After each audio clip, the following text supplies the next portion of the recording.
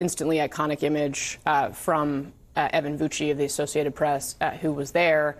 This happening just days, hours, really, before the start of the Republican National Convention, where I think I'm going. I imagine you are on your way as well. It's going to change the tenor and the tone here.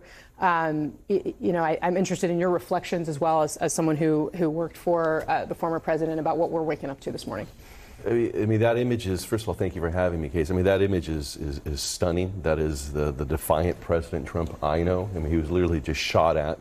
Somebody tried to hollow out his head, and his response is to get up and say, fight, fight, fight, USA. I think that is the image that will be remembered of his entire presidency. That is the image that is seared on in the international stage. I have friends and clients from all over the world who are just sort of proud of our president sort of standing up to that level of violence and being defiant. You know, it changes everything. I mean, we're at very dangerous times. I mean, we have language that's promoting violence. I mean, I just saw this yesterday in the Washington Post. You know, Biden puts his fire on President Trump.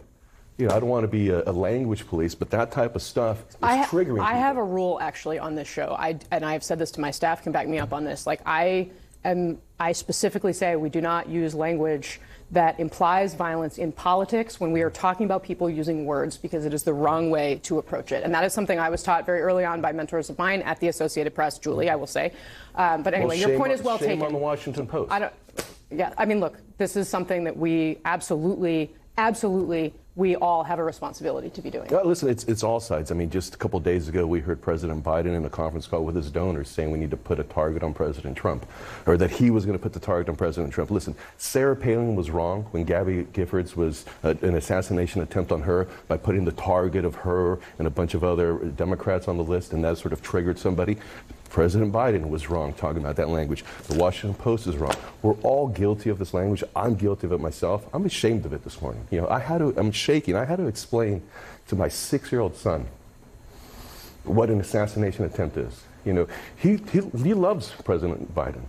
That's all he knows is love. And I had to explain that there's some people who use language, there's some people who are triggered, whether it's the far right or the progressive left, that think the violence is the answer to where we are at this particular state. Violence is not the answer. I mean, I come from a rough neighborhood. Violence only escalates. Like, we need an off-ramp for this. Hopefully last night was the off-ramp. So we'll see what the convention brings up, but I think you're going to see a very, very defiant convention. You know, the guy was just, you know, he's been targeted. We've been talking about this. The left is fantasizing, you know, assassinations. You got a major donor from the Democratic Party, if not the largest donor of the Democratic Party, saying he'd proudly be a martyr taking out Donald Trump.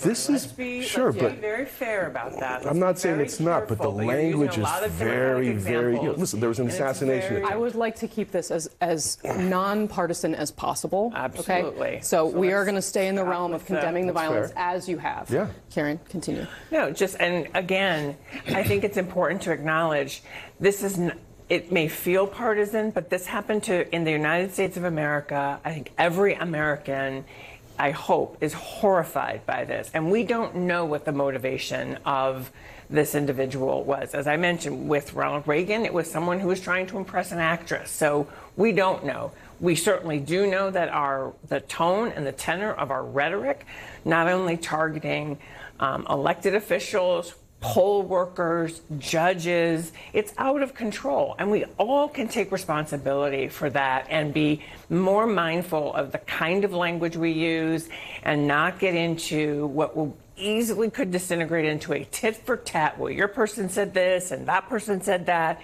There are plenty of examples on all sides.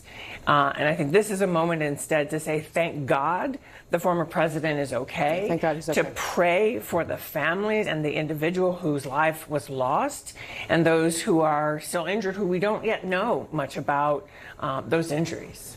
Right, we still are learning. And Brian, I very much appreciate how emotional this is for you. I'm sorry that it got the best of me. No.